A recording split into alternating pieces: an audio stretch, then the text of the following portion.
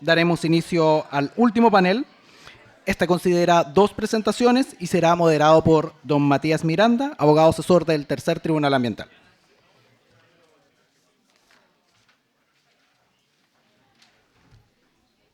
Muchas gracias, Rodrigo. Muy buenas tardes a todos. Sean bienvenidos al cuarto y último panel de esta jornada, titulado Servicio de Biodiversidad y Áreas Protegidas e Implementación de la Ley 21.600. Esta cuarta versión de la Jornada de Justicia Ambiental, como ya han visto, tiene por objeto plantear y discutir temáticas actuales vinculadas a algunos de los grandes desafíos que hoy en día está enfrentando la justicia ambiental en el ámbito nacional. Entre estos desafíos destaca, por cierto, la creación y puesta en marcha del Servicio para la Biodiversidad y Áreas Protegidas, establecida por la Ley 21.600. Su implementación constituye un hito relevante, pues culmina el proceso de reforma a la institucionalidad ambiental iniciado ya en el año 2010, completando de esta forma el marco institucional diseñado para la gestión ambiental en Chile.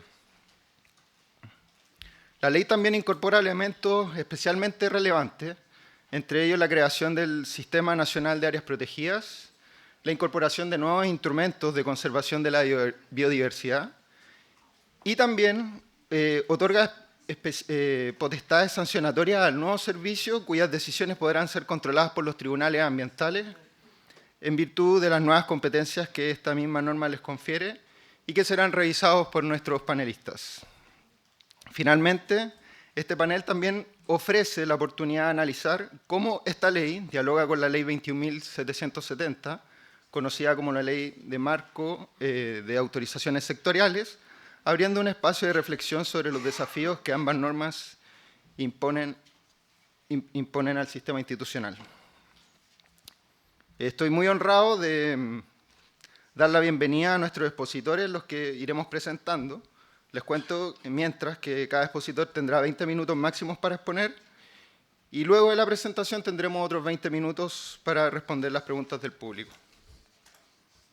A continuación, el profesor Jorge Bermúdez nos expondrá su presentación denominada Instrumentos de Conservación de la Biodiversidad y su relación con la Ley Marco de Autorización Sectorial.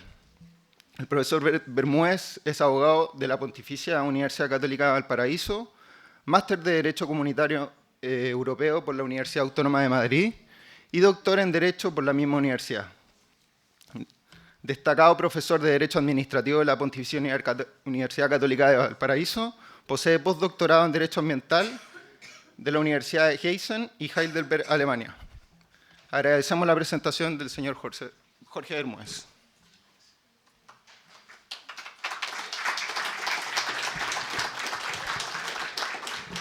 Bien, muy buenas tardes.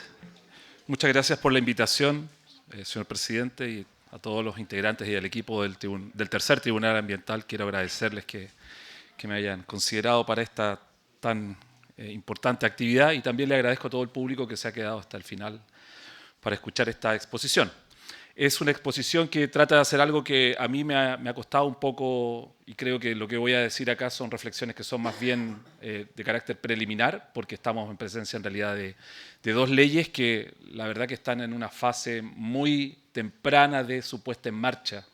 Y digo puesta en marcha y no implementación, porque, por ejemplo, hay cosas tan extrañas como que la ley 21.600, la ley del SBAP, habla de implementación, pero luego el decreto con fuerza de ley habla de operaciones y puesta en funcionamiento. Entonces uno ya no sabe si eso qué es y cómo va a funcionar. Y tenemos otra ley, por otro lado, que es la Ley Marco de Autorizaciones Sectoriales, que se acaba de dictar, que fue publicada el 29 de septiembre, o sea, no tiene ni siquiera un mes todavía de publicada, pero que creo que va a tener un gran impacto en todo el sistema institucional, en toda la administración del Estado. Por lo tanto, si hay aquí personas que son funcionarios o funcionarias de la administración, yo le pondría mucho ojo a esta ley, sobre todo por la responsabilidad que le pone la ley y el foco que le pone a los funcionarios. Son 3 puntos que voy a tratar. En primer lugar, un poco de contexto. El contexto a lo mejor les va a parecer un poco repetido a algunos. Por ejemplo, acá a Francisco Pinilla, que ya alguna parte ya la escuchó, pero pero de verdad creo que es importante poner este contexto porque tiene una relación y pone en relación ambos cuerpos legales, ¿ya? Y da cuenta de un problema del cual yo voy a ser un poco crítico. ¿Cuál es el contexto? El contexto es, en primer lugar, que tenemos en Chile, tal como se ha mencionado, un vasto territorio puesto bajo protección oficial, bajo alguna forma, ¿no? Esos datos que están ahí dan cuenta de esa vastedad, ¿no? De esa amplitud de protección. Sin embargo, también, como se ha dicho durante la jornada, en realidad esa amplitud de protección no es representativa realmente de los ecosistemas de nuestro país. Si uno piensa, y voy a repetir lo que se dijo, pero si uno piensa en la zona central o uno piensa en la región donde yo vivo, en la región de Valparaíso, las áreas protegidas son muy poquitas y los parques nacionales son muy, muy pequeños. Entonces, y esto da cuenta en realidad de que la mayor parte de las áreas protegidas en nuestro país fueron creadas durante un periodo en que la visión era totalmente distinta y eso fue más bien una visión de carácter geopolítica, de que ahí nadie se instalara y sobre todo en zonas fronterizas más que por su valor ecológico. Esto se complementa además con las áreas marinas protegidas, por cierto, que han ido también ganando en importancia. Y también creo que aquí hay que ponerle otro elemento, que son las áreas marinas que se van a crear en alta mar, a propósito de la entrada en vigencia del Tratado sobre Biodiversidad en Alta Mar, conocido como BBNJ, y que ya está ratificado por los 60 estados y que Chile fue uno de los primeros en ratificar y que está vigente. Entonces, esto da cuenta de la importancia, podríamos decir, por lo menos en términos de declaratoria que tienen las áreas protegidas. No en tanto de su gestión o administración, porque en realidad si uno se pregunta cuántas de estas áreas tienen, por ejemplo, planes de manejo, la verdad que son muy pocas. ¿Cuáles tienen planes de manejo actualizados? ¿O en cuáles de estas realmente el Estado está presente? Es otra cuestión que uno podría también cuestionarse. Por otro lado, la biodiversidad tiene amenazas, por cierto. Aquí yo no soy ni mucho menos un experto en esta materia. De hecho, hoy día uno habla de una triple crisis ambiental, una pérdida de biodiversidad, el cambio climático y la contaminación son, por decirlo así, los tres grandes dragones que están afectando ya no solo a la humanidad, no solo a la biodiversidad, sino que al planeta en su conjunto. Pero bueno, son amenazas que yo creo que están todas presentes en nuestro país, en nuestra naturaleza, y que obviamente están afectando, tal como se vio en el panel anterior, de manera considerable el valor y los servicios que presta la biodiversidad. Pero frente a esto, o en paralelo a esto, uno tiene que hacerse esta pregunta en nuestro país. Yo esto lo he dicho en otras ocasiones. Y esto yo simplemente quiero exponerlo. Yo no lo quiero valorar porque tampoco soy economista ni político y no sé cómo se soluciona esto. Esto yo no sé cómo se soluciona. Pero si uno se fija en las actividades productivas importantes de nuestro país, se basan obviamente en la utilización de la biodiversidad.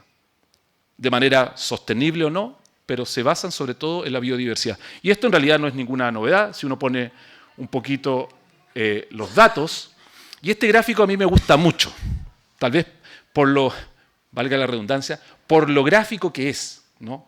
Si uno se fija, por lo menos 2/3 de la actividad económica de nuestro país se basan, y de las exportaciones se basan en minería, que es una actividad que evidentemente supone una pérdida importante de biodiversidad. Pero las otras no lo hacen tan bien tampoco, ¿no? El cultivo de salmones, de cerezas, que son monocultivos, de celulosa, que se basa en la explotación, obviamente, de plantaciones de bosque, etcétera, etcétera. Este es un gráfico del Banco Central de las exportaciones del año pasado. O sea, si uno lo dice así en términos un poquito más gruesos, Chile exportó más o menos 100.000 millones de dólares. Y si quiere encontrar algo con valor agregado, como por ejemplo neumáticos, porque una cosa curiosa, en Chile hay una fábrica que produce neumáticos como para autos de carrera, una cosa muy, muy sofisticada, tiene que llegar ahí como al 0,02% de las exportaciones. La conclusión que yo saco de esto es que el mundo no nos compra nada que tenga valor agregado. Esa es la conclusión que yo saco de esto.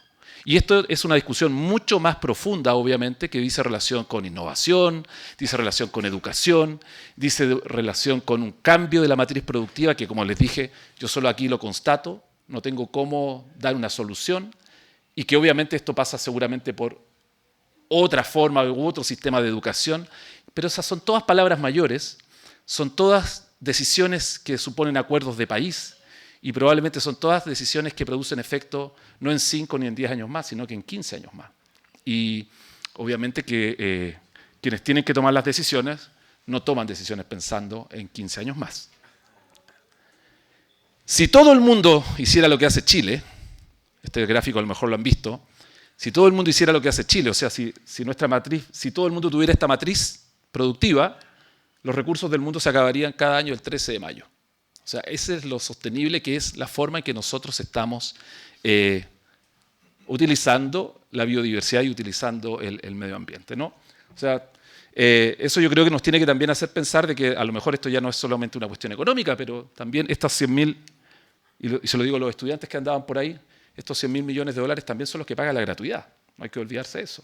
Son los que pagan la salud también, porque pagan impuestos y así sucesivamente. Entonces, yo por eso quiero aquí simplemente exponer los datos. No quiero hacer un juicio de valor, porque tampoco sé cómo se soluciona y no tengo una receta para decir cómo se puede solucionar esto. Y por otro lado, entonces, tenemos una ley que se impulsó y que se venía impulsando desde el año 2010, ¿no? Para poder superar esto, ¿no? Para poder proteger, conservar e incluso preservar eso en lo cual se basa la matriz económica de nuestro país. ¿Y por qué el largo camino? Porque, bueno, aquí ya se ha dicho varias veces, pero en realidad cuando se instaura la denominada nueva institucionalidad ambiental en el año 2010, enero, se suscribe un protocolo de acuerdo en el Senado donde se señalan varios puntos, ¿no? Varios de ellos se cumplieron. Uno de ellos era los tribunales ambientales. La creación en realidad decía de un tribunal ambiental. Pero la otra era impulsar lo que se denominaba la CONAF pública o un servicio de biodiversidad. Eso se demoró 13 años en salir. Ese fue el largo camino. Pero el problema que tiene el problema está acá, ¿no? Que tenemos la ley desde el 6 de septiembre publicada del año 2023, es decir, hace más de 2 años, ley que se remite en más de 30 oportunidades al reglamento para su implementación y puesta en práctica. El Ministerio las agrupó en 13 reglamentos para que fueran dictadas en el plazo de 2 años, es decir, al 9 de septiembre de este año, de los cuales se ha dictado, ¿adivine cuántos? Ninguno. Ni un solo reglamento. Y eso a mí me parece que, claro, uno puede decir, bueno, pero son normas, se puede aplicar la ley directamente. Es que no es tan así. Porque si uno ve, por ejemplo, los sitios prioritarios, la ley básicamente se vacía en el reglamento para que el reglamento sea el que establezca cuál va a ser la regulación, el procedimiento para dictar y crear los sitios prioritarios. Entonces, más de 2 años sin dictar ni un reglamento, no nos vaya a pasar lo que pasó con la CONAF pública, ¿no? En esa versión original, y que esto se transforme en una CONAF 2.0. Eso fue el largo camino entonces hacia esta ley, y ojalá que no sea tan largo en el proceso de implementación. Y aquí tenemos el contraste. La ley 21.770, denominada ley de permisología, o ley, en realidad en su nombre oficial es la Ley Marco de Autorizaciones Sectoriales. ¿Qué quiere decir sectorial acá? Todo lo que no está en el CIA. ¿Ya? No hay una definición en realidad en la ley, pero hay que entender que esta ley se refiere a todos aquellos permisos, sean ambientales o no, que no se obtienen a través del CIA. ¿Ya? Ese es el ámbito de aplicación que tiene esta ley. El proyecto de ley ingresó en enero del año 2024 y con examen de constitucionalidad del Tribunal Constitucional inclusive, o sea, imagínense, lo que se demoró 18 meses, incluso con Tribunal Constitucional dentro de estos 18 meses, se publica en el Diario Oficial el 29 de septiembre del 2025. ¿Ya? O sea, fue una tramitación bastante rápida, ¿no? En comparación a lo que ocurrió con la ley de la biodiversidad. ¿Ya? ¿Cuál es el objetivo de esta ley denominada de permisología? Reducir los tiempos de tramitación entre un 30 y un 70%. De hecho, hay permisos que van a tener un plazo de 25 días, otros de 50 días y así. Simplificar y modernizar los procedimientos administrativos. Y dice la ley, o por lo menos dice el discurso oficial, sin rebajar los estándares técnicos, legales o ambientales. Cosa que yo inmediatamente pongo en duda, porque en muchas partes de la ley se remite a procesos de revisión de la normativa para simplificar y sobre todo para hacer una cosa que a mí me parece, que por lo menos de alguien de región es como contraintuitivo, para estandarizar esa normativa. Es decir, que la normativa que se aplique en Valparaíso sea la misma que se aplica en Valdivia, o la que se aplica en Antofagasta sea la misma que se aplica en Aysén. Que puede sonar lógico, ¿no? Puede sonar lógico desde el punto de vista de Estado unitario, pero ¿dónde quedan los procesos de regionalización? ¿Y qué pasa si un gobierno regional que tiene legitimación democrática, o una municipalidad incluso, que tiene la misma legitimación democrática que el presidente de la República, pero puesta en ese territorio, dice, no, es que yo quiero ser más exigente con este tipo de procedimiento, o quiero tener unas reglas más exigentes?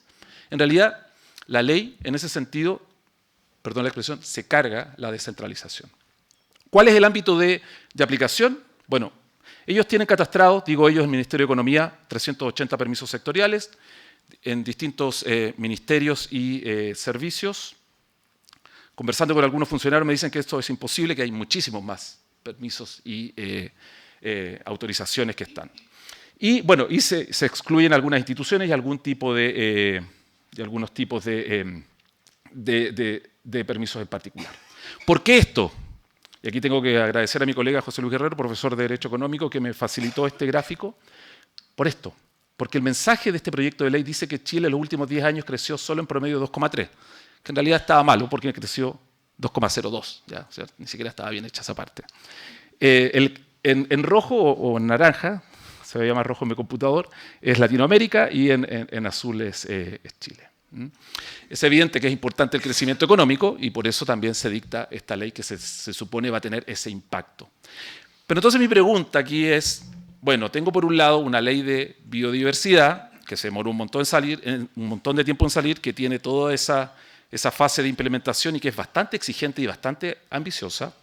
Y por otro lado, muevo el péndulo hacia el otro lado, que es, bueno, voy a tratar de descargar de esas permisología, porque se dice en términos peyorativos, a la actividad económica. ¿Y cómo se hace? Vamos a verlo inmediatamente. Por eso vamos a ver la relación entre la ley SVAP, que es la ley 21.600, y la ley Marco de Autorizaciones Sectoriales. Este es el índice simplemente de la ley. Lo que quiero señalar acá es explicar que la ley es una ley que, desde el punto de vista del derecho administrativo, es una ley completa. ¿Por qué? Porque supone regulación, que no se ha dictado, supone autorización, que es la aplicación de esa regulación a través de un procedimiento administrativo, supone fiscalización, que es el SVAP, el que fiscaliza solo o en coordinación con otros servicios la aplicación de esa ley, luego sanción, que es de lo que va a hablar mi colega Rosa Fernanda, y luego reclamación ante los tribunales ambientales. En ese sentido, una ley que uno podría decir es completita, ¿no? Tiene todos los instrumentos del derecho administrativo.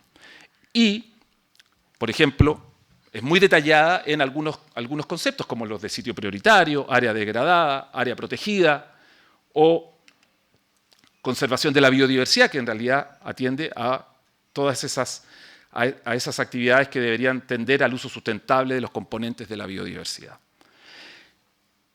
¿Cuál es el principio que hay aquí atrás? Que como las actividades que pueden afectar a la biodiversidad suponen un riesgo, son un riesgo ambiental, están sometidas, por tanto, a un régimen de autorización, que la ley las llama permiso, autorización, concesión o contrato. ¿Ya? Hay distintos instrumentos, pero es básicamente un régimen de autorización. Ese es el principio que está bajo en la ley, que es un típico instrumento de comando y control del derecho ambiental, propio del derecho administrativo, como acabo de señalar. Y para eso se le da una competencia también a los tribunales ambientales para poder conocer de las reclamaciones que se interpongan en contra de estos actos, entre comillas, autorizatorios. Este es un principio real, ¿no? O sea, es lo que realmente se decanta de la ley. Lo que hay detrás es, entonces, ese principio de autorización tras la ley 21.600, que es la ley de biodiversidad y áreas protegidas. ¿Qué es lo que hace la ley marco de autorizaciones sectoriales? Y aquí hay que tener en cuenta algunos conceptos que son claves de esta ley marco. La ley marco en realidad crea toda una institucionalidad en materia de permisos, cuya clave está en un órgano que se denomina la oficina, que es un nombre poco feliz, ¿no? Diría yo. Porque cuando uno piensa en la oficina, bueno, pueden pensar lo que quieran. A mí se me vino a la mente esa oficina, ¿no? Pero podría ser otra. Podría ser otra. Es la oficina. Pero es un jefe de servicio, el que va a tener que coordinar todo el sistema. Y para eso va a tener un sistema que se denomina Super, que es una plataforma informática donde se van a tener que tramitar todos los permisos, donde se van a tener que hacer todas las declaraciones juradas y los avisos, donde se va a tener que impetrar el silencio administrativo y que además tiene una palabra clave, que es que debe ser interoperable entre las distintas bases de datos de los órganos del Estado. ¿Por qué hago hincapié en la interoperabilidad? Porque por lo menos por mi experiencia en la administración del Estado última, la pasada, la interoperabilidad, por lo menos hasta hoy día en el Estado de Chile, es una quimera. Eso es casi imposible, porque los sistemas no conversan, ¿ya? O sea, yo les puedo decir, por lo menos hasta hace casi 2 años, cuando la Contraloría quería tener la base de datos de Chile Compras, iba un funcionario con un disco duro, la cargaba en Chile Compras y se devolvía a la Contraloría. O sea, cuando llegaba ya estaba desactualizada. Esa era la interoperabilidad que había. Entonces, ojalá que se logre, pero es una quimera, por lo menos hasta ahora. Imagínense la DOM de la municipalidad de, no quiero ofender a nadie, Valparaíso, que tenga que interoperar con Súper, por ejemplo. ¿Creen ustedes que va a poder hacerlo? Bueno, ojalá que pueda hacerlo. Tiende a esta uniformidad, ¿no? A esta racionalización y a esta estandarización que les había señalado, y sobre todo aquí hay 2 elementos claves que son que es algo que les va a acompañar sobre todo a los funcionarios y funcionarias, que son las técnicas habilitantes alternativas, que vamos a ver inmediatamente. ¿De qué se preocupa esta ley? Si uno tuviera que hacer una clasificación sencilla de los actos administrativos, podría decir uno, bueno, la administración dicta actos que son internos, por ejemplo, los que tienen que ver con funcionarios. La administración, por ejemplo, un acto que le permite, que dispone un traslado, o un acto administrativo que dispone, no sé, un ascenso o un nombramiento. Actos que extinguen otros actos, por ejemplo, una revocación o una invalidación. Actos que sancionan, por cierto, que afectan a un particular. Actos que otorgan beneficios, por ejemplo, que otorga un subsidio, una subvención u otro. Y actos que, usando la terminología de la ley, habilitan actividades. Esto es bien relevante porque en realidad estos son los actos de autorización y permiso. Es decir, esos a los que se refiere la ley 21.600, la del SVAP, para poder hacer cosas. ¿Cuál es el problema de estos actos que habilitan actividades? Este es el problema. Que la ley hace 2 cosas. O bien los mantiene como acto, es decir, como resolución, y por lo tanto los somete a un procedimiento administrativo con plazos muy leoninos. Acuérdense que acabo de decirles que hay plazos de 25 días en algunos casos. Y en otros casos permite que se sometan esos mismos permisos, no ya a que sean permisos, sino que a lo que se denominan técnicas habilitantes alternativas, es decir, en que basta la declaración jurada o el aviso, y por lo tanto esto se sube a Súper y se entiende obtenido el permiso a través de un certificado. Que eso es automático, es como cuando usted sube la declaración de impuestos. Sube la declaración de impuestos y le llega un certificado que dice usted subió exitosamente su declaración. Después se va a fiscalizar. Es la misma lógica, ¿no? Y por lo tanto, eso va a habilitar a que se haga la actividad. En ambos casos, se va a tener un certificado. Y ese certificado va a ser las veces de acto administrativo, y ese acto administrativo es el que va a poder habilitar a que se realice esa determinada actividad. Las reglas de silencio administrativo también se modifican, y por lo tanto, una vez que se ha impetrado el silencio administrativo por el particular, imagínense que pasó el día 25, estamos en el día 26, o pasó el día 50, estamos en el 51, el particular solicita el silencio administrativo, y ahí se produce un efecto que la ley de bases del procedimiento administrativo no tenía, que es que la administración en ese caso queda impedida de resolver. Ya no se puede dictar el acto administrativo. ¿Por qué? Porque se impetró el silencio y por lo tanto inmediatamente se tiene que obtener el certificado. Y ese es el certificado que le habilita para poder realizar la actividad. Entonces mi pregunta era, quiero realizar, por ejemplo, una pesca de investigación que supone pescar, no sé, algún recurso hidrobiológico en un parque nacional. Y resulta que ahora se define por la autoridad que va a ir por técnica habilitante alternativa. Y es solo un aviso. Y después queda entregado a la fiscalización el certificado. Bastará con el certificado para poder hacerlo. Y así sucesivamente, imagínense ustedes cualquier otro tipo de acto que sea habilitante de una actividad. Para terminar, porque creo que ya me estoy extendiendo un poquito. Son 2 leyes que a mi entender no dialogan. ¿Por qué? Porque por un lado tenemos una ley de conservación que había que intentar aplicarla sobre una matriz productiva que era basadas sobre todo en ese medio ambiente, cosa que ya me parecía un poco difícil y que probablemente los problemas para dictar los reglamentos están dando cuenta de eso, con una ley que en realidad está vigente, que está avanzando en paralelo y que va a suponer la liberalización de la obtención de esos permisos que básicamente lo que hacían era salvaguardar ciertos intereses también. Yo aquí quiero hacer un comentario ya de tipo personal. Se ha dicho que esta es la ley de permisología y esa es una denominación peyorativa de lo que hace la administración. Esa es mi perspectiva por lo menos. ¿Por qué? Porque los permisos en realidad dan cuenta de un procedimiento administrativo. Y el procedimiento administrativo es un lugar donde se tratan de compatibilizar intereses contrapuestos. El interés privado, el interés de una ONG, el interés del empresario y el interés público. Esa es la vía institucional para hacerlo. Eso desaparece con la ley 21.770 y se sustituye por un aviso. Ahora, lo más curioso de esto es que lo impulsó, ambos cuerpos normativos fueron impulsados por el mismo gobierno, ¿no? Y el mismo Congreso. Entonces ahí ya eso me supera la capacidad de entendimiento de por qué esto ocurrió, porque por un lado tienes una ley que conserva y por otro lado una ley que liberaliza. Esto puede generar un riesgo de nueva fragmentación, se puede reproducir esa dispersión institucional que se buscaba superar ahora a través de la Ley Marco de Autorizaciones Sectoriales. Esta simplificación procedimental va a afectar sin duda los fines ecológicos de la ley SFAP. Yo creo que en la medida que se vayan sustituyendo los permisos y autorizaciones por declaraciones juradas o avisos, evidentemente que esos fines se van a alterar, porque en realidad la ley posterga todo al momento de la fiscalización. Y todos sabemos que la fiscalización presenta debilidades, por decirlo en términos sutiles, en nuestro país. Esto para mí en realidad el resumen es el choque entre un Estado, podríamos decir, ambiental, que es la ley 21.600, y un Estado libertario, donde el Estado se retira, donde sale el Estado ya no autoriza más. Es simplemente un aviso y un certificado que se lo da una plataforma.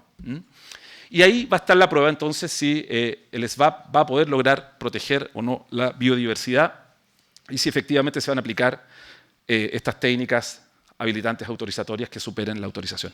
Esto, para terminar, me recordaba una antigua caricatura que había, no sé si la conocen esta, donde había una pelea. Exactamente. Probablemente eso es lo que vamos a presenciar en poco tiempo más. Gracias.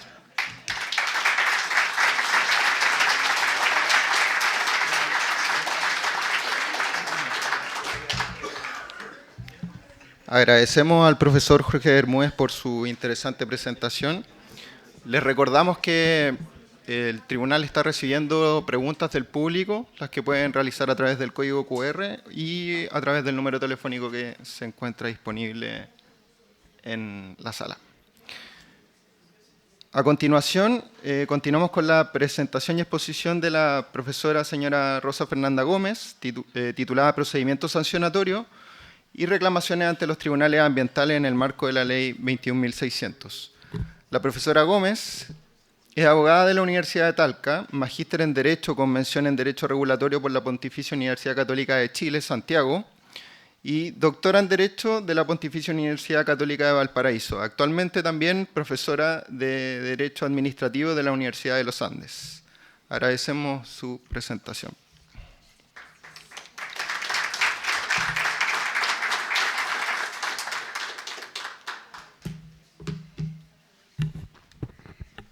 Bueno, en primer lugar, quisiera agradecer la invitación al Tribunal Ambiental por no solamente permitir compartir con ustedes el día de hoy, esta tarde. Sé que ya están agotados después de una jornada bastante intensa en todo sentido, pero prometo ser lo más acotada y eficiente posible con el tiempo.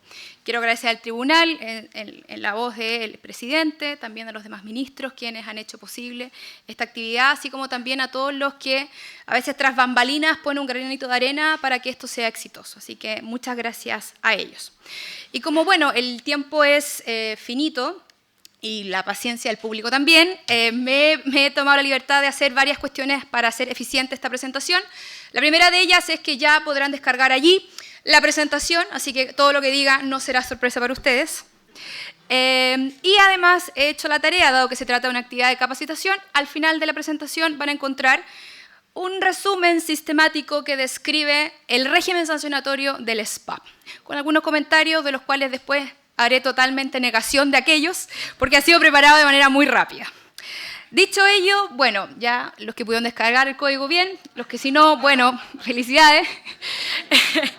¿Qué es lo que ha hecho esta ley 21.600? Sin duda constituye un punto de inflexión, porque no solamente redefine lo que es la protección en materia ambiental, asignando un órgano específico a la conservación de la biodiversidad, sino que además rompe un poco con la estructura tradicional que veníamos sosteniendo en materia de protección ambiental, donde todas las competencias quedaban radicadas exclusivamente en una entidad que era la Superintendencia de Medio Ambiente.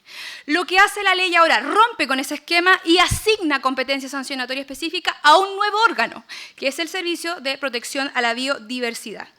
¿Esto qué problema genera? Bueno, por una parte, hablando primero de lo positivo, se entiende de que esta entidad tiene mayor especialización técnica en estos asuntos y eso es positivo sin duda, porque vamos a tener un órgano que... Perdona, Jorge, no había puesto el tiempo. Es que quedamos con Jorge ahí de tener 15 minutos sagrados y vamos a ver cuánto lo cumplimos. Claro, el órgano es más especializado, por lo tanto va a ser más especializado en la aplicación de la sanción. Pero también nos preguntamos cómo va a conversar esta competencia sancionatoria con la competencia sancionatoria que ya tiene la Superintendencia de Medio Ambiente. Bueno, hay principios que sabemos que son ancestrales, como el principio de coordinación, y yo apelaría a ese sagrado principio para ver que esto efectivamente se produzca. Ahora vamos a entrar a analizar, y aquí la presentación tiene dos partes, vamos a ir viendo rápidamente cuáles son los aspectos sustantivos y procedimentales de esta norma, haciendo énfasis también en dónde entronca la competencia de los tribunales ambientales, y yo quisiera que todo el mundo acá presentes hicieran el esfuerzo por tratar de poner una carita feliz o una carita triste al final de la regulación de la ley, porque sabemos también que si bien el legislador hace el esfuerzo, la regulación no siempre es tan feliz como nosotros quisiéramos. Ya Jorge nos hablaba un poco de esto con la regulación de la ley 21.770. En cuanto a los aspectos sustantivos, la ley se encarga de definir dos sectores de especial énfasis para la potestad sancionatoria. Nos dice, mire, el ámbito de aplicación de la ley habrá que distinguir si estamos frente a una área sujeta a una protección específica, o si estamos fuera de esa área. Y para ello vamos a ver que hay distintas conductas que se pueden cometer en cada una de ellas, pero en cualquier caso, esta entidad va a ser competente para sancionar. Luego, la norma nos va dando algunas reglas de acción. Reglas de acción que algunas son nuevas y otras son parte de lo que ya en nuestro ordenamiento existe en materia de sanciones. La primera de aquellas reglas que seguramente no hará a muchos felices es que dice que la responsabilidad que emane del incumplimiento de esta ley es sin perjuicio de la responsabilidad penal y civil por el mismo hecho, ¿ya? Lo que, bueno, es compartido por todos porque son responsabilidades que atienden a una naturaleza distinta. Pero no hay que olvidar que desde que existe la ley de delitos económicos, el artículo 78 bis demanda a que es compatible la aplicación de sanciones administrativas y penales, pero hay que compensar las sanciones pecuniarias o aquellas que constituyen inhabilidades. Por lo tanto, hay que hacerle un ojo a esa norma, puesto que va a haber una compensación al final del día, especialmente cuando se trata de sanciones pecuniarias. Luego, la otra pregunta es, ¿qué pasa si concurren múltiples autoridades con competencia sancionatoria? Y esto siempre lo ejemplificamos en cuántas camionetas llegan cuando hay un desastre, ¿ya? Vamos a ver allí cuál es la competencia y dice, mire usted, vamos a ver cuál es la entidad o la ley que impone la sanción más grave. Y bien, conforme a ello, esa infracción y esa sanción será sometida al procedimiento establecido en esa ley. Y la pregunta es acá, ¿pero cómo consideramos esa gravedad? ¿En abstracto, con la ley? Porque al final del día, la sanción en concreto la vamos a determinar al final del procedimiento. Entonces aquí el juego quizás, una interpretación armónica, es tomar el ordenamiento en abstracto y analizar si en abstracto hay una sanción más grave y por lo tanto esa es la que se arrogaría la competencia.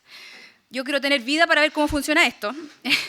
Y luego, ya aquí viene otra regla, ¿qué pasa si viene la SMA y el SBAP? Aquí simplemente la única precisión que se hizo es si hay RSA. Si hay RSA, es competente la SMA. ¿Qué pasa en todos los casos? Bueno, hay trabajo para los abogados. Luego tenemos una regla que es bastante interesante, absolutamente proscrita en el derecho penal, pero perfectamente admisible en el derecho administrativo sancionatorio, que es la solidaridad. Y acá la regla es que, bueno, efectivamente pueden haber infracciones donde hay concurrencia de múltiples infractores. Y sabiendo que hay múltiples infractores, la única duda que tengo es el grado de participación de cada uno de ellos en la comisión del ilícito. Cómplice, encubridor, en términos penales. Entonces, como tengo dudas, los voy a sancionar a todos de manera solidaria. O a uno de manera solidaria y ya ese uno repetirá en contra de los demás. Como les digo, en términos penales esto está absolutamente proscrito. Acá se va a admitir porque la ley lo establece, pero creo que la interpretación debe ser lo más restrictiva posible. Primero, porque puede afectar el principio de culpabilidad y en segundo lugar, también tenemos que tener presente que hay un deber de motivar. Ojo, aquí la autoridad no se puede olvidar de que tiene que acreditar la participación de estas personas. Si lo único que le permite la ley es el grado de participación, pero tiene que acreditar que ellos participaron. Y esto es relevante en materia ambiental cuando son infracciones sumamente complejas, donde intervienen un grupo indeterminado de personas, pero no podemos identificar cuál de ellos colaboró más o menos en la comisión del ilícito. Luego, lo que todos estaban esperando quizás, ¿cuáles son las infracciones? Y acá creo que la norma innova, puesto que hace un doble ejercicio. A diferencia de la mayoría de los cuerpos legales, o partiendo por la propia SMA, uno encuentra un catálogo de infracciones que no necesariamente atienden a una conducta específica, sino que a un instrumento de gestión ambiental. Acá en la ley tenemos que hacer un match. Primero tenemos que ver las conductas que regula la norma, y si se fijan, tenemos, volviendo a la lámina, una de las primeras láminas, hay que distinguir si estamos dentro de un área protegida o no. Si estamos dentro de un área protegida hay que ver las conductas que son sancionables. Contravenir, realizar, impedir, entregar información falsa o ocultar. Y luego ya tenemos varias conductas que están vinculadas, por ejemplo, con extraer tierra, herir o dar muerte a un ave, así que tengan mucho cuidado, destruir nidos, ejecutar acciones que interfieran o impidan el cumplimiento. En fin, aquí están descritas las conductas. Y ojo, al final de cada catálogo hay conductas que son dolosas, ¿ya? Y esto es relevante para posteriormente ver la afinidad de los criterios de determinación de las sanciones. Ahora, una vez que usted definió la conducta, tiene que ir a definir la gravedad de aquella conducta, y para eso está el artículo 118, que nos habla de 3 niveles, los 3 niveles de toda la vida, que quienes saben de sanciones ya lo conocen, y estos 3 niveles dependen de, claramente, la intensidad de la afectación del bien jurídico va a ser la gravedad. A mayor gravedad o a daño irreparable, más grave la sanción. Y si se trata de conductas que son leves, que no afectan significativamente el bien jurídico, van a ser calificadas como leves. Ahora, esta calificación, lógicamente, tanto la configuración de la conducta como la calificación de la gravedad queda entregada al buen criterio del SPAP. Continuando con los temas de la ley, tenemos la prescripción, ¿ya? Y uno podría decir que el tema de la prescripción fue regulado porque nos dice que las infracciones prescriben a los 3 años. ¿Desde cuándo? Bueno, desde que se cometió la conducta normal, infracciones simples, o desde la manifestación de sus efectos en los casos de aquellas conductas que generan daños a largo tiempo. Y además dice, bueno, se interrumpirá el plazo de prescripción de la infracción una vez que se formulen los cargos. ¿Qué problema genera esto? Bueno, es que acá se produce el problema de toda la vida. En derecho penal no nos escandalizamos porque los crímenes, los simples delitos y las faltas tienen plazos distintos. Y es normal, porque la gravedad es distinta. Esa dosificación jamás, bueno, hay algunos casos, no la aplicamos en derecho administrativo sancionatorio. ¿Cómo voy a aplicar la misma regla de prescripción de una infracción gravísima que va a requerir más recursos y necesita más tiempo versus una infracción leve? ¿Por qué? Si hay que establecer plazos diferenciados. Eso no ocurrió. Y además, el otro problema que produce es que la interrupción se produce solamente con la formulación de los cargos. Pero ¿qué pasa en aquellos casos complejos donde requiero tiempo para poder investigar? Donde requiero tiempo para formalizar la investigación. Si no, pregúntenle, en fin, al reciente caso penal, que todo está en bulla, que se demoraron ¿cuántos años? Porque son casos más complejos. Y en ambiental, sí, tenemos casos complejos. Y en esos casos complejos ameritan plazos de prescripción más amplios. Y luego la infracción es leve, plazo de prescripción más leve. Pero bueno, ahí el legislador, usted le pondrá la carita feliz o no, dependiendo. Acá tiene una carita como con la rayita. Yo no sé si ponerla feliz o triste.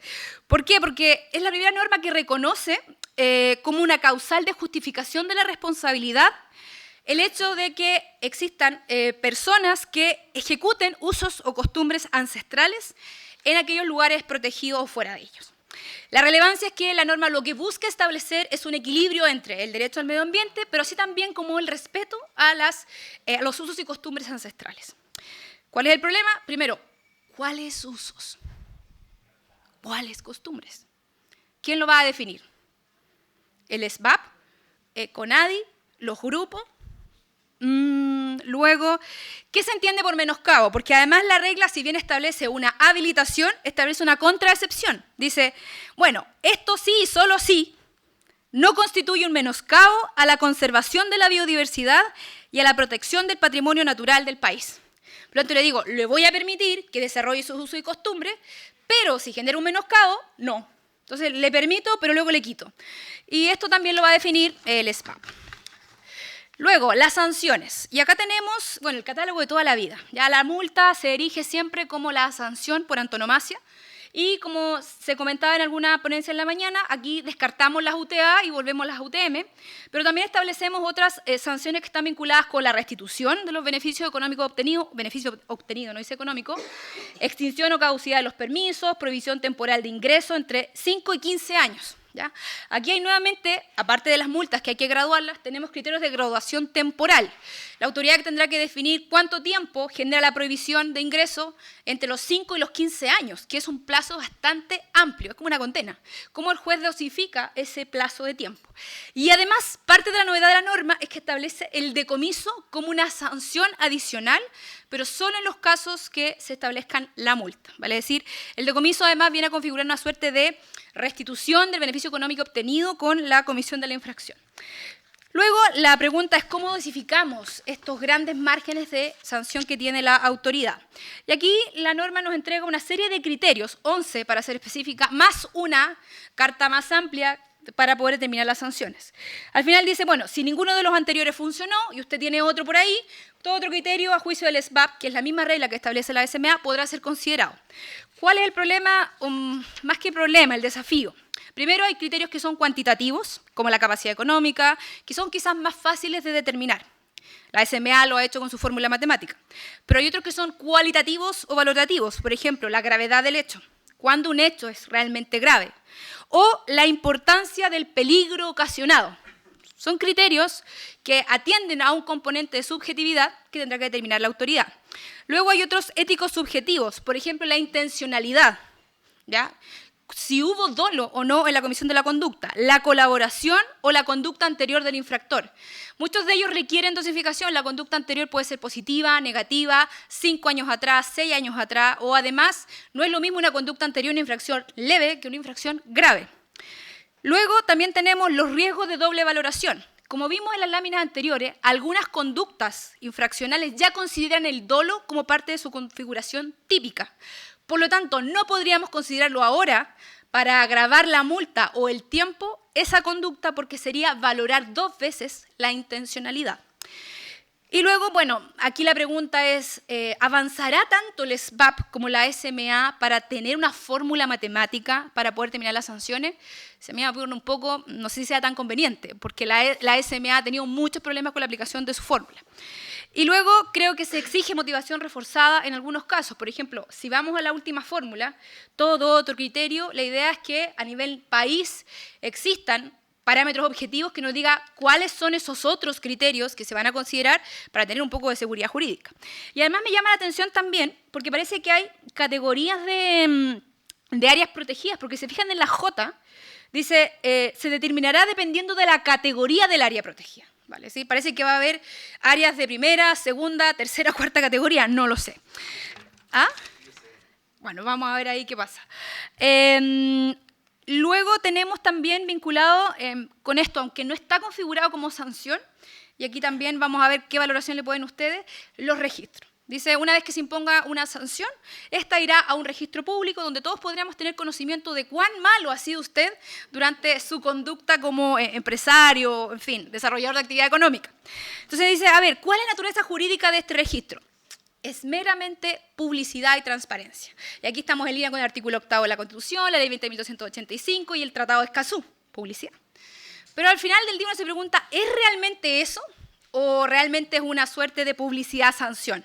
Porque al final del día se produce un daño reputacional muchas veces o estigmatización de las personas, hay consecuencias económicas de por medio y hay efectos duraderos en el tiempo, porque usted no desaparece del registro, la ley no contempla un procedimiento para que usted desaparezca del registro. Vamos a ver si el reglamento algo dice, no lo sé, así que los que están redactando el reglamento a lo mejor pueden pensar en eso. Y aquí lo que habría que hacer es equilibrar un poco la permanencia en este registro, pensando un poco en el efecto sancionatorio que puede tener. Por ejemplo, que permanezca por tiempo limitado, que se desaparezca automáticamente una vez que usted cumplió la sanción o un tiempo después, que se diferencie entre la gravedad de la infracción, ¿ya? Porque no es lo mismo estar en el registro por una infracción gravísima que por una infracción leve, y la posibilidad de rectificación en los casos de que la autoridad judicial o administrativa deje sin efecto esa medida.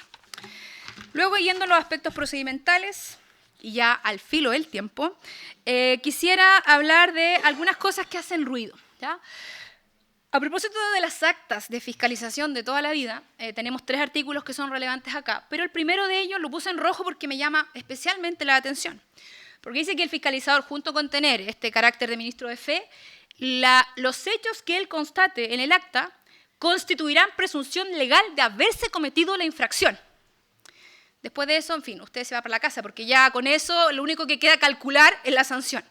Y esa norma es inconsistente con la regulación posterior, que es el 131, inciso segundo, que dice que lo que realmente se presumen es la veracidad de los hechos, no de la infracción. Entonces ahí, y ya ha habido problemas de constitucionalidad de la norma en los casos de la ley de pesca, por ejemplo. Luego tenemos la denuncia, y acá alegría, cualquier persona puede denunciar, cualquiera, pero no se contempla expresamente, por ejemplo, reglas de autodenuncia, ni tampoco denuncias anónimas. Los requisitos son los formales de siempre y las de tanto de forma como de fondo, y de fondo la seriedad y el mérito suficiente siempre son los elementos que se exige la norma. En caso de incumplimiento de esta denuncia, se producirá el archivo en su caso y se deberá notificar al denunciante. Si usted hace una denuncia, tendrá la administración el deber de notificarle. Ahora, la ley no dice cuándo, así que yo lo invito a esperar ahí amablemente a que la administración le informe, porque a diferencia de lo que ocurre con la SMA, que tiene un plazo, acá la ley no le puso plazo a la notificación al denunciante. Luego, la ley permite también que se adopten medidas provisionales. Esto es parte de la novedad. Y acá el artículo 125 establece una serie de medidas provisionales. La mayoría de ellas no requiere autorización judicial, salvo aquellas que son especialmente intrusivas, como es la clausura o la suspensión. ¿Y a quién le pedimos autorización? Ni más ni menos, alerta de tribunal ambiental del lugar donde se haya cometido la infracción. Y dice, la ley tendrá que ser por la vía más expedita, inclusive mediante un comodín telefónico, donde usted va a tener que llamar al ministro de turno, quien deberá autorizar por esa vía la adopción de estas medidas. Ahora bien, si a usted como afectado no le parece la medida, podrá reclamar al tribunal de esta medida adoptada dentro del plazo de 15 días. ¿Cuál es el problema? Es que mientras el tribunal resuelve, que quizás aquí la invitación es que el tribunal resuelva rápido, la medida no se suspende, por más desproporcional que sea. Y además, si usted autorizó la medida como tribunal por teléfono, bueno, el control es un poco complejo porque no queda prueba de cuál fue la motivación que se tuvo para adoptar esa medida y queda en la conciencia, por decirlo así, del tribunal del juez que la adoptó. Y bueno, el cese de medidas lo dejo ahí porque en principio para estos efectos no es relevante. Luego tenemos también medidas correctivas, que en realidad tanto estas medidas, y no voy a profundizar acá, como estas otras medidas, las medidas correctivas o las medidas de incumplimientos menores no apuntan a una posibilidad de reparar ex ante la infracción. La norma, si ustedes se fijan, en general está pensando en sancionar. No está pensando en que usted adopte medidas de prima ratio o adopte un programa de cumplimiento como sí lo hace en materia ambiental. Acá eso ni siquiera está mencionado en alguno de los pasajes de la ley. Estas medidas de los programas, las medidas correctivas, que usted debe adoptarla en 5 días, pero igual les inician el sancionatorio, o estas medidas de incumplimientos menores que solo se aplican para las faltas, realmente no constituyen para nada ningún incentivo al cumplimiento. Y eso creo que es uno de los grandes temas pendientes de la ley. Y a nivel de procedimiento, brevemente, tenemos algunas cuestiones que llaman la atención, y a propósito de estas ideas quiméricas o utópicas que decía Jorge, en el inicio tenemos un problema que realmente no sé cómo se va a resolver. Dice, una vez que al director del SBAP le llegue la denuncia o el acta de fiscalización, deberá, dentro de 10 días, iniciar el procedimiento. Y yo pregunto, ¿y qué pasa si no lo inicia dentro de esos 10 días? ¿Caducidad? ¿Responsabilidad administrativa? ¿O vamos a entender que el plazo no es fatal? porque la norma es categórica, deberá iniciarlo. Luego, la notificación y el expediente acá es como, a ver, ¿pero por qué? Esta ley es posterior a todas las reformas que hubieron en materia de transformación digital, a la ley 19.880, pero vuelve a contemplar la notificación por carta certificada, por ejemplo, y además el expediente dice que puede ser escrito. Entonces, ¿cómo es? ¿Vamos a ir por la transformación digital o vamos a volver al expediente escrito? Esto es una esquizofrenia normativa que no tiene ninguna coherencia. Con la prueba simplemente quise repetir que ahí no hay innovación, y con la devolución, que es parecida a la devolución de la SMA, vale decir, cuando el jefe superior ya tiene que sancionar, el superintendente puede devolver los antecedentes para que se modifique el expediente, para que se hagan nuevas gestiones probatorias, etc. Y allí la norma contempla un traslado o una audiencia al investigado. Aquí la norma lo suprimió totalmente. Vale decir, a espaldas del infractor se pueden adoptar nuevas medidas sin que él necesariamente pueda ser oído dentro de esa instancia. El rol de los tribunales ambientales, la competencia que asigna la ley es a partir de la competencia genérica o residual que tiene el 17, número 11. ¿Y qué actos son reclamados? Varios, pero lo que nos interesa a nosotros para efectos sancionatorios son las que impongan sanciones, una o más, las que desestimen la denuncia, o las que archiven un procedimiento. En realidad, yo creo que la ley se equivocó ahí, en realidad es la denuncia. Y luego no existe un símil, que ha dado tanto problema, que lo que contaba Juan Carlos Ferrada en la mañana, y a Iván Hunter, a el 17 número 3, que son todas estas resoluciones que emanan de la SMA, no existe un símil para el SPAP. En cuanto a la legitimación, bueno, lógicamente quien puede reclamar de la sanción va a ser la persona que es afectada por la medida, y además dice el denunciante. Nadie más, el denunciante. Pero esto nos lleva a cuestionarnos si existe un derecho subjetivo al castigo. Porque si yo no estoy de acuerdo con la multa que le pusieron, voy a ir al tribunal a por más. Entonces, al final del día, eso nos distorsiona un poco de realmente cuál es el rol, proteger el medio ambiente o llenar el erario público con más multa. Y además, para el denunciante, ¿qué genera eso? Si eso va a Tesorería General de la República, ¿qué beneficio obtiene usted? Por eso es que se habla un poco de este derecho subjetivo al castigo. Y luego los planes de corrección están establecidos ya cuando se acaba el título quinto de la ley y dice, mire, pero el plan de corrección no es más que el plan de reparación en términos de la SMA, pero no se vaya si yo ya estoy terminando. Paciencia, por favor, ya, no queda. Y nos dice simplemente, y de verdad que estoy terminando, y nos dice simplemente, mire, los planes de corrección son voluntarios. El plan de reparación de toda la vida, yo a veces digo, ¿para qué otro nombre? Si ya estábamos acostumbrados al plan de reparación, pero ahora le pusimos corrección. Dice, usted podrá hacerlo voluntariamente y lo que hace, mientras usted lo presente, suspende la prescripción de la infracción. Y ahí como de repente dije, me pasé una norma. Pero que una cosa es la responsabilidad civil por daño y otra cosa es la responsabilidad administrativa. ¿Por qué uno va a suspender lo otro si van por carriles distintos? Parte de las infelicidades de la norma. Y luego, si existe daño ambiental y usted no presentó el plan, dice, se deberá ejercer la acción por daño ambiental. Normal. Bueno, ¿qué quedó pendiente? En mi opinión, mucho. Mayores medidas de prima ratio. La norma está pensando fundamentalmente en castigar. El principio de oportunidad es otro de los grandes ausentes, aunque yo creo que no necesita norma porque hay otros principios del derecho administrativo que lo sustentarían. Mayor incidencia en la proporcionalidad. Ya lo dije en relación con los plazos de prescripción, podrían ser diferenciados, y también los procedimientos. Volviendo al tema penal, tenemos el juicio oral, el procedimiento simplificado, el procedimiento abreviado y el monitorio. Acá, la Comisión para el Mercado Financiero ya teníamos una experiencia, tiene el procedimiento general y uno simplificado. La SMA está reformando su norma para tener un procedimiento general y uno simplificado. La DGA ya tiene un procedimiento general y uno abreviado. Yo digo, ¿pero por qué el SBAM no pensó en esto? Y al final del día, lo que ayuda en estos procedimientos a dosificar la poca capacidad humana y tiempo y economía que tenemos para tramitar estos procedimientos. O sea, ¿para qué quiero un procedimiento como el juicio oral cuando se trata de una falta? Es la misma lógica. Y esa lógica que ya viene reconocida en normas sancionatorias, nos olvidamos. Y bueno, la separación de las fases de instrucción y sanción, que también no es una gran medida, pero que ya venían todas las autoridades anteriores, también es un olvido de la ley. Y con eso, ahí les dejo lo prometido, que es que los que se fueron no lo tienen.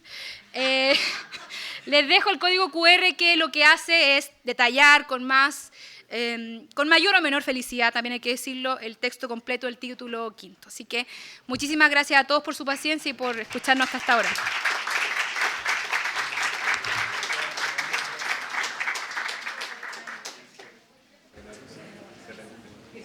agradecemos la presentación de la profesora Rosa Gómez y vamos a dar inicio al espacio de preguntas y respuestas. La primera pregunta va dirigida a la profesora Rosa. Señala más o menos que pregunta si se encuentra actualmente operativo el procedimiento sancionatorio contemplado en este cuerpo legal y de ser positiva la respuesta, ¿a quién le correspondería aplicarlo? ¿Si a CONAF o a SPAP? Al SPAP. Yo ahí igual me pierdo. No sé si todavía está en total capacidad operativa el SPAP.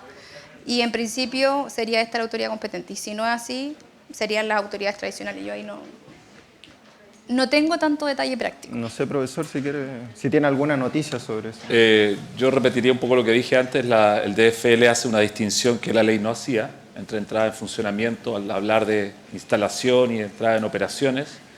Pero hay una fecha cierta que es el 1 de febrero del 2026. A partir de ahí yo entendería que el SVAP está plenamente vigente. Perfecto. Como servicio, quiero decir, por cierto, porque sí. falta mucho todavía desde el punto de vista de los reglamentos. La siguiente pregunta va dirigida al profesor Jorge y plantea de qué manera esta ley marco de permisos sectoriales puede impactar al sistema de evaluación de impacto ambiental, o de qué manera lo impacta, de hecho. Bueno, la ley 21.770 tiene una serie de exclusiones y una de ellas es precisamente, y la más importante, es el sistema de evaluación de impacto ambiental. No se aplica al sistema de evaluación de impacto ambiental. Por lo tanto, por eso había señalado, todos los sectoriales lo que no está en el CIA, por lo tanto habría que entenderlo así. Sin embargo, hay una norma que pensé yo que tenía que ver con el CIA, que es una que señala que una vez que uno obtiene la RCA, los servicios que otorgan permisos sectoriales pueden aplicar técnicas habilitantes alternativas. Sin embargo, la autora de la ley me dijo que yo estaba leyendo mal esa norma, así es que no me atrevo a decir que esa es pero el texto de la ley dice eso, como en el artículo 63, ¿te acuerdas que lo revisamos? Pero no me atrevo a decir que si es así o no. O sea, en definitiva no estaría, no se aplica, no tendría una impactando. relación. Ya, perfecto. Continuamos con el profesor Jorge y dice la pregunta. Parte con una premisa. A ver. Si el permiso se otorga por el cumplimiento de X número de condiciones que regula la actividad y que serán fiscalizadas, mientras que la declaración se indicará que la actividad se sujeta al mismo X número de condiciones, cuyo cumplimiento también será fiscalizada, ¿por qué implicaría un eventual conflicto entre ambas leyes? Y plantea que si finalmente las condiciones y la fiscalización van a ser las mismas. Ya, sí, una muy buena pregunta. Lo primero que hay que decir es que una vez que los servicios determinen qué va a ir por técnica habilitante alternativa, no es posible solicitar una resolución.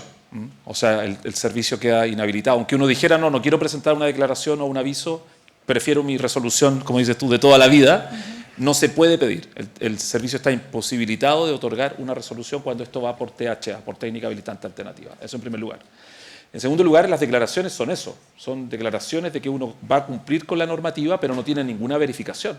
Es una declaración que se hace, bajo juramento, por cierto, en la plataforma. Esto puede ser fiscalizado años después. La ley no tiene un plazo para la fiscalización. No es que la única garantía de que el servicio va a saber que está la técnica es que el sistema le va a despachar una especie de aviso de que se presentó este aviso y que se otorgó el certificado. Por lo tanto, a posteriori, y esto puede ser muchos años después, hay una norma que ni siquiera tiene plazo de prescripción, el servicio podría ir a fiscalizar y constatar que no se cumplían o no se están cumpliendo con las condiciones. Y ahí se produce una cosa que es increíble, y es que el servicio puede dejar sin efecto o caducar el certificado. O sea, como que todo lo que se gana se puede perder en términos de inseguridad jurídica si es que después se puede dejar sin efecto el certificado sin ningún tipo de plazo ni procedimiento. No, y además que la ley contempla consecuencias en esos mismos casos, no solamente el dejar sin efecto esa declaración. Entiendo. O sea, tiene consecuencias desde el punto de vista penal, Sí. pero que son requisitos muy difíciles de que se puedan dar para cumplir con el tipo. Ajá. Eso sí, yo no soy penalista, pero me da la impresión de que está puesto con harta vuelta para que efectivamente no se... Y en ese sentido, ¿usted comparte esa premisa? Porque entendiendo que hay o sea, esto se regula en distintos procedimientos y hay muchos procedimientos donde esa misma naturaleza permite ir complementando el contenido de esa solicitud inicial. Mira, a ver, yo tengo aquí un problema como de principio con esta ley. Yo entiendo la ley y sé lo que hay detrás, que es evidentemente facilitar la tramitación y evitar la permisología, que ya he dicho que es un término peyorativo respecto de los permisos. ¿Dónde se ha aplicado esto en los países desarrollados? Si uno mira lo que ha ocurrido en Holanda o ha ocurrido en Alemania, efectivamente se ha limitado la tramitación, pero de actividades que son inocuas, del punto de vista del medio ambiente y del punto de vista de la salud de las personas. O sea, si yo quiero poner una oficina donde voy a desarrollar software, probablemente eso es bastante inocuo para la salud de las personas, por lo menos no directamente la va a afectar, y para el medio ambiente, ¿no? Pero si yo en esos mismos países quiero poner una línea de transmisión eléctrica que cruce el país, me voy a demorar no los 6 años que se demora en Chile, o los 8 años, sino que me va a demorar 12 años. Y voy a tener que obtener los mismos 4.000 permisos que se obtienen en Chile, por lo que significa para el medio ambiente, ¿ya? Entonces, al revés, acá esta ley está pensada precisamente para que esos cientos de permisos para ese tipo de actividades vayan por estas técnicas habilitantes alternativas. Entonces, yo creo que hemos extrapolado un modelo para una realidad que se basa en una matriz económica que es totalmente distinta a aquellos donde ha funcionado ese modelo. Perfecto. Continuamos con una pregunta para la profesora. La voy a ayudar un poco la pregunta. Dice más o menos así. Un mismo hecho puede constituir incumplimiento de diversos cuerpos normativos. Usualmente se entiende que se puede aplicar de manera separada porque tendrían fundamentos jurídicos distintos. Por ejemplo, una infracción ambiental que también es subsumible a una infracción al Código de Agua. Ante eso, ¿cómo piensa que será aplicable esta regla en el marco de la ley SBAP? Entiendo que hay una regla específica, pero no sé si... Claro, que fue la que venía explicada en los cuadros. Claro. Bueno, pero al final del día esto dice relación con un problema más sistemático que tiene el principio de non bis in idem al final del día. Que basta para tanto no sé si el legislador o también el operador jurídico, sostener que el fundamento es distinto en la medida que esté regulado en normas distintas para entender que se procede la superposición de responsabilidades sancionatorias. Y eso ha sido entendido así en múltiples sentencias. De hecho, hace poco el ministro Jean-Pierre Matte, una sentencia de la Corte Suprema, dijo: siempre el ordenamiento ha permitido el cúmulo de responsabilidades. Sí, lo ha permitido en la responsabilidad administrativa, disciplinaria, civil y penal. Pero dentro de un mismo radio operan figuras concursales. En derecho penal operan los concursos en todas sus manifestaciones. Acá no, acá se permite la acumulación e inclusive en aquellos sectores donde hay reglas específicas. En materia de seguridad en locales de trabajo puede concurrir la autoridad sanitaria, laboral o minera y cada una pedir su parte de la torta sancionatoria. Entonces ya al principio de non bis in idem queda muy poco y ya con el 78 bis no queda nada porque dice perfectamente es compatible todo tipo de responsabilidades. Y acá la regla, claro, viene también estableciendo un poco de dificultad porque en el caso del SBAP dice hay que estar a la norma que impone la sanción más grave. Claro. Pero la pregunta era ahí, bueno, ¿cuándo entendemos que la sanción es más grave? ¿En abstracto? Con la ley, que a veces, ¿qué pasa si las leyes contemplan las mismas sanciones?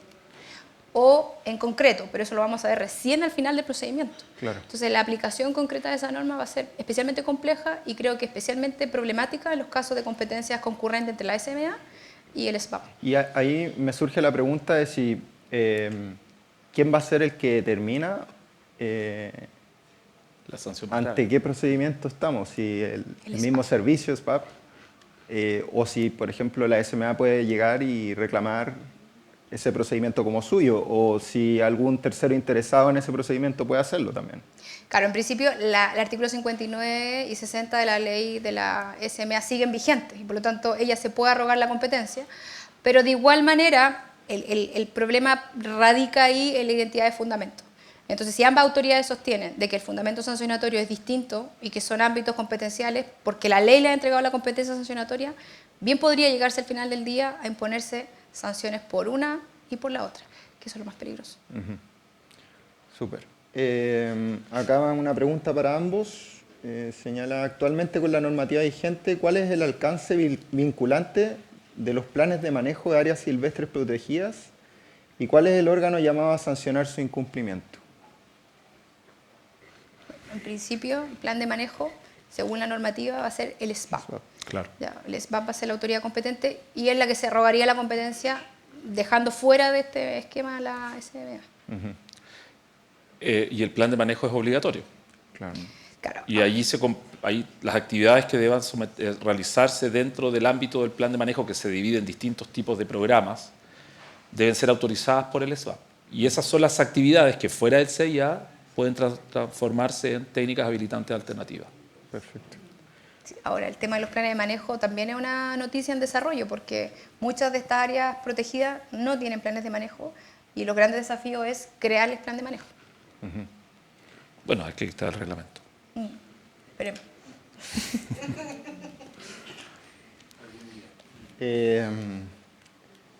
Y vamos a ir con la última pregunta para ambos. ¿Cómo podemos superar los retos que implica la centralización del SBAP? Plantea, por ejemplo, lo que sucede con la falta de representación de la predeterminación de las primeras 99 posibles áreas protegidas. Sí, Sitios yo prioritarios. me imagino que sitios prioritarios, sí. En el sentido que es el órgano quien las califica. A nivel Yo creo central. que está pensando en la centralización, claro. Hay una discusión actual en torno a la exclusión de